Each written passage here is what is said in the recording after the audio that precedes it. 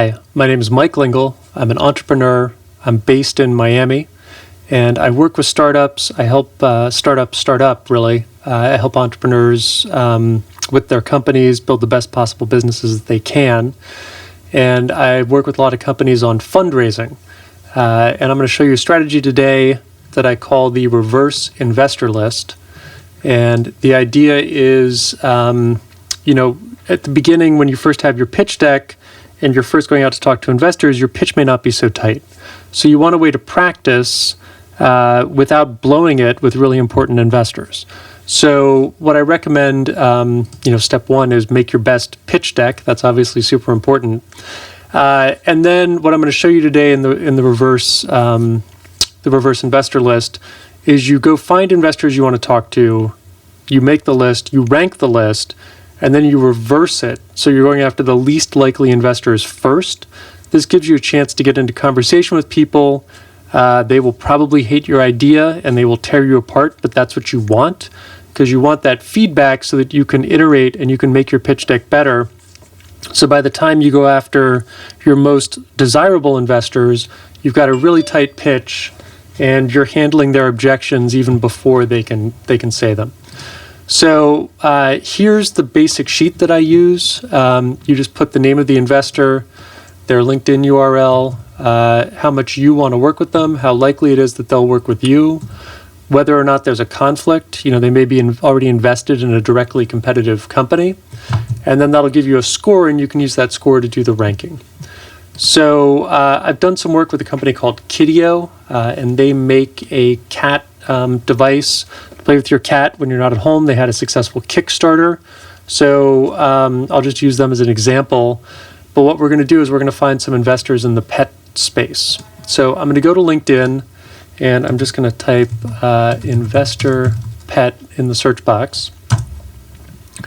And LinkedIn's going to give me a ton of results. So here's David Levy, board member investor at Whitebridge Pet.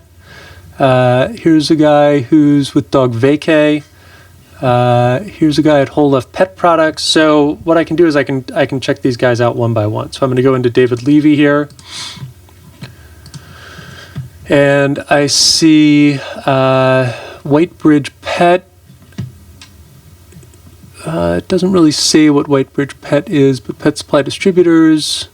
It looks like it's food products, so it's not directly competitive with Kidio because Kidio is tech hardware. So what I'm going to do, I'm going to copy this guy's name and put him into my list. I'm going to copy his LinkedIn URL. I'm going to paste that into my list. He seems like a guy I'd really want to work with. It's probably a medium likely that he'll work with us and with Kidio. I don't see a conflict, so I'm going to put the conflict at 1 for for 5 for no conflict, and that's going to give me a score.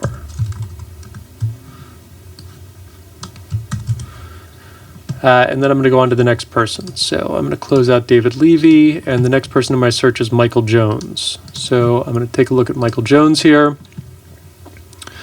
And LinkedIn will keep the words you put in the search highlighted, so you can scroll down to where it says pet.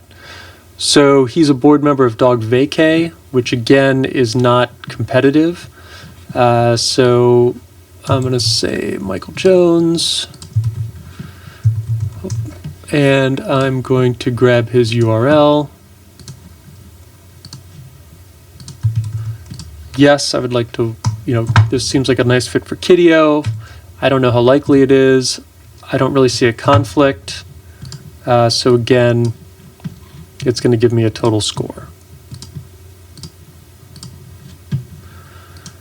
And let's do one more here. So this person is an angel investor, Whole Life Pet Products, which I think was the same thing that other person was involved in. So I can probably just reach out to one of them, but I will add him here.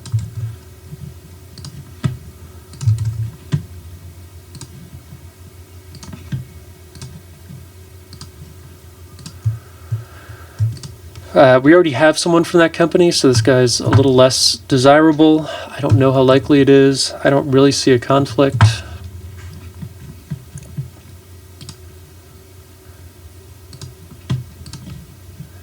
Let's see.